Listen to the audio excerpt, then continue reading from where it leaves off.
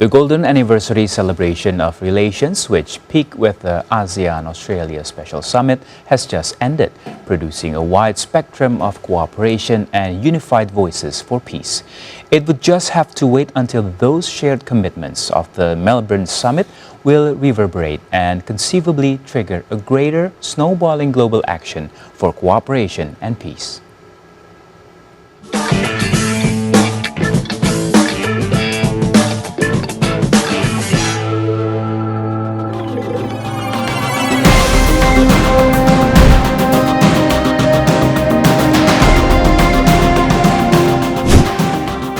The Association of Southeast Asian Nations, or ASEAN, a small but vibrant regional political economic bloc, has quite long historical relations with its southern neighbor Australia. ASEAN and Australia have built a strong foundation over the past 50 years that is invaluable, as both look forward to strengthening their cooperation despite their differences over the next 5 decades in an evolving geopolitical landscape. During a 3-day summit, Australian Prime Minister Anthony Albanese announced a $2 billion Australian dollar, or equivalent to $1.2 billion US fund to boost trade and investment with ASEAN. The money is intended to fund myriad projects, including economic infrastructure development and the region's transition to a green economy as part of Australia's Southeast Asia Economic Strategy to 2040, unveiled in September last year. The ASEAN-Australia Special Summit concluded on Wednesday with a call for respect of international law, whether it be in the South China Sea or in Gaza, for the sake of the world's shared future. The summit was initially slated to discuss the long-term economic cooperation between ASEAN and Australia, but the focus in Melbourne shifted following simmering tensions between the Philippines and China because of their overlapping claims in the South China Sea, a key conduit for global commerce. ASEAN nations and Australia said in a joint statement issued during the summit that they strive for a region where differences are managed through respectful dialogue, not the threat or use of force.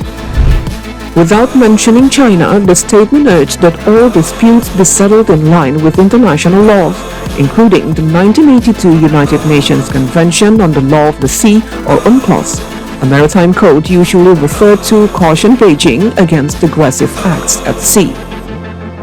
In another document, dubbed the Melbourne Declaration, ASEAN and Australia said that they encouraged all countries to avoid any unilateral actions that endanger peace, security, and stability in the region. China's rapid rise in recent years has presented Southeast Asian countries with both economic opportunities and security challenges, with Beijing aggressively claiming vast swaths of the South China Sea. In return, some ASEAN countries have aligned themselves closer with the United States, which is currently in a fierce competition for influence with Beijing for security assurance. The Philippines, for instance, has a mutual defense treaty with the US that binds them to defend each other if attacked. Australia, both an ally to the US and a close dialogue partner of ASEAN, has also been heavily invested in the recent geopolitical development, given its proximity to the contested waters. In a press briefing on Wednesday, Prime Minister Albanese said that he was very concerned about any unsafe and destabilizing behaviors in the South China Sea, explaining that they create a risk of miscalculation which can then lead to escalation.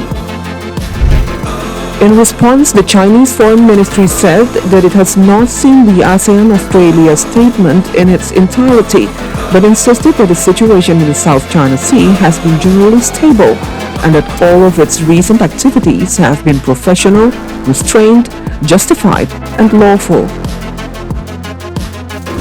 Indonesia, perceived as the natural leader of the Southeast Asia region and a non-claimant to the South China Sea, has for years been pushing for diplomatic means and trust building to resolve the issue, including through negotiation for the completion of a code of conduct in the South China Sea.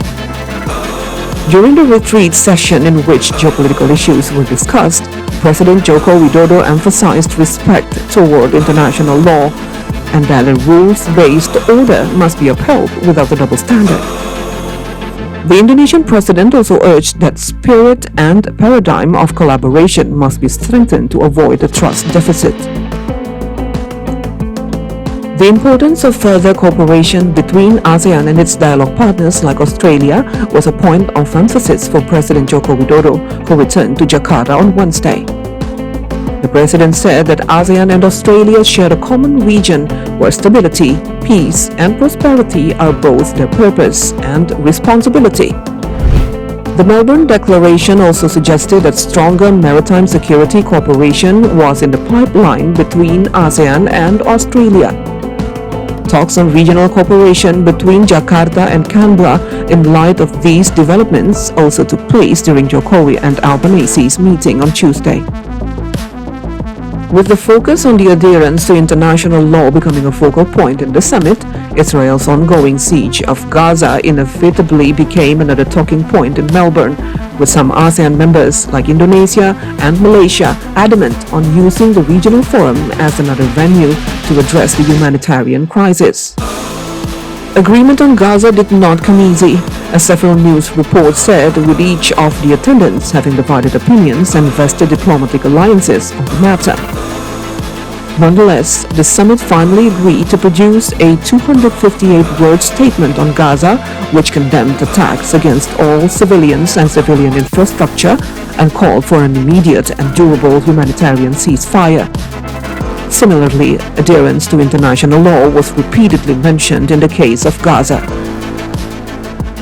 All of the ASEAN leaders, including Indonesian President Joko Widodo, have returned back to their respective countries.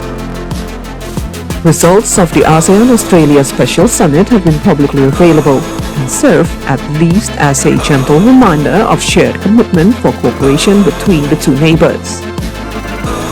As for the continuing tension in the surrounding South China Sea and the prolonged Israel-Palestine conflict in Gaza, the summit results and declarations serve as a warning for all conflicting parties to exercise restraint and pursue for dialogue as settlement mechanism. A quote by former U.S. President Ronald Reagan: "Peace is not the absence of conflict, it is the ability to handle conflict by peaceful means." It's worth the contemplation and implementation.